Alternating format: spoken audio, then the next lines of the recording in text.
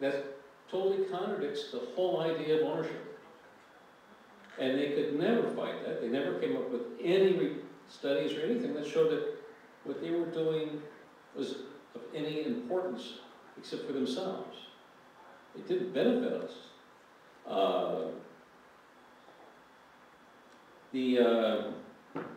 Even a spouse of one council members got up this last time and gave two stories, and no, he was objecting to somebody using the word socialist to describe the council. But then again, he turned around and in these two stories, one was somebody in the 70s, and when asked, if he wanted to increase the value of his home by working on it, he turned around and said, well, no, because then I'll have to pay more taxes. The guy in his 80s said, oh, well, I'll do everything to help my community. I'm going to just pour lots of money into my home and just increase the value. Well, I don't know if anyone told him, but you can always pay more taxes than what the bill says. You don't have to, spend a lot of money on your home.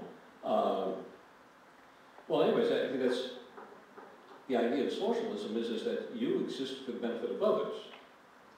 And this is what this spouse of a council member was telling us, that we don't exist for our children, we don't exist for our elder parents or whatever, we exist for them, so that they can tax us and that they can get what they want.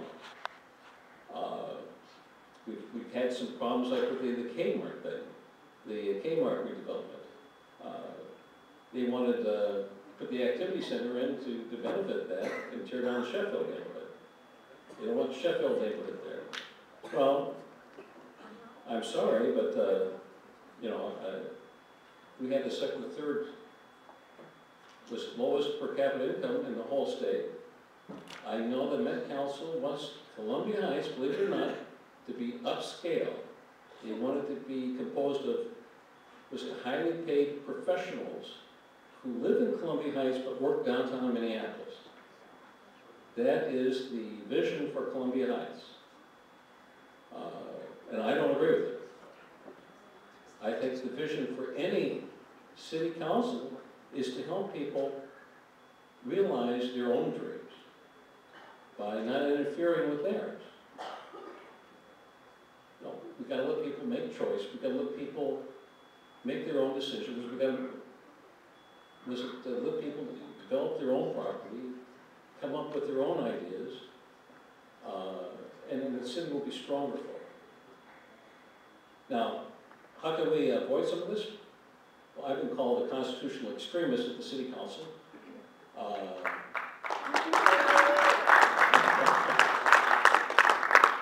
But we need to familiarize ourselves with the U.S. Constitution.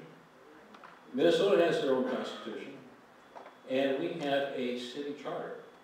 Now, that city charter tells us, about like referendums, recalls, and other such things. What I'd like to get going is a method, getting people together. We can block some of this bonding. It's the bonding that is really increasing our property taxes. If we can block the bonding, then we can keep some of these increases from happening. I've got a sign-up sheet out in the hallway if people want to sign up. According to the city charter, if we have 700 people on signatures or more, we can block the bonding. Now, you've noticed the city charter never completes. They always say that the bond won't take effect for 30 days. That's because, according to the city charter, we have 30 days to gather signatures to block it. Now, once we go up to the city clerk, we tell them what we're going to do, we gather the signatures, and if we have enough, it goes on the ballot. We block it. And if we vote no, well, then it won't happen. So, we can take control over these increases back from the city council. Because they're never going to listen to us. They never have. They never will. I believe we'll probably get another ribs thing this year. So they'll never give up on that. They want our homes. But if you feel inclined, sign up in the back for blocking the bonding. Because once we announce, then we have 30 days to get all those signatures. And we'll have to work fast. So we've got to be lined up ahead of time. Thank you, and I thank you for coming to the Caucus.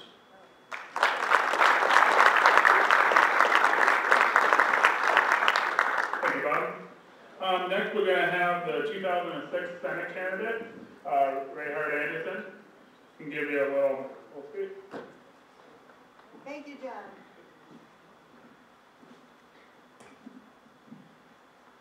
Thank you for coming.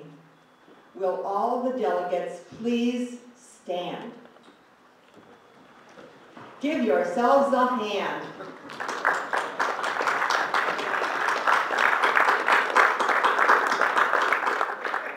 You know, we really can make a difference.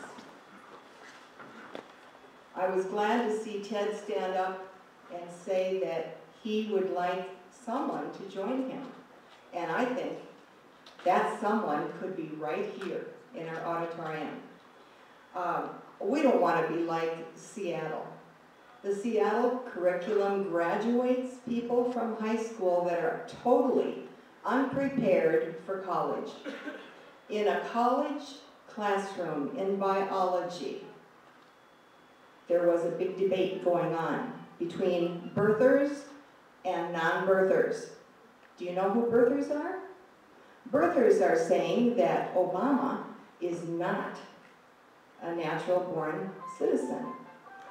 And non-birthers are saying he is.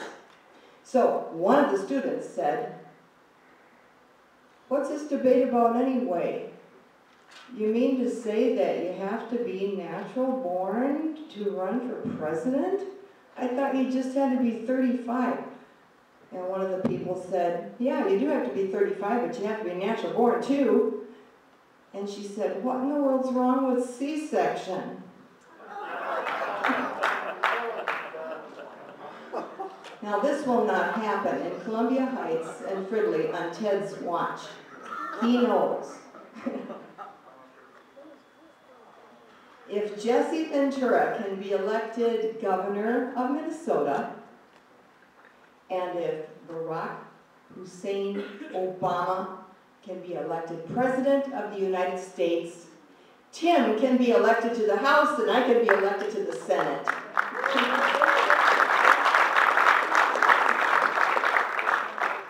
It's time for the kids and the clowns to get out of the Capitol. Let's elect some grown-ups. It's time for us to speak up and be who we are, and to say what we believe, and to mean it, and not to go back. I just went to the Walk for Life at the Capitol and enjoyed the young people that were there with their signs. They are absolutely enthusiastic. You know, in America, we have choices in education. As a nurse practitioner and an educator, I know there are choices in healthcare. We have choices in business. We have choices in welfare and budgeting. But my friends, my neighbors, there is no choice without life. Life, liberty, and the pursuit of happiness.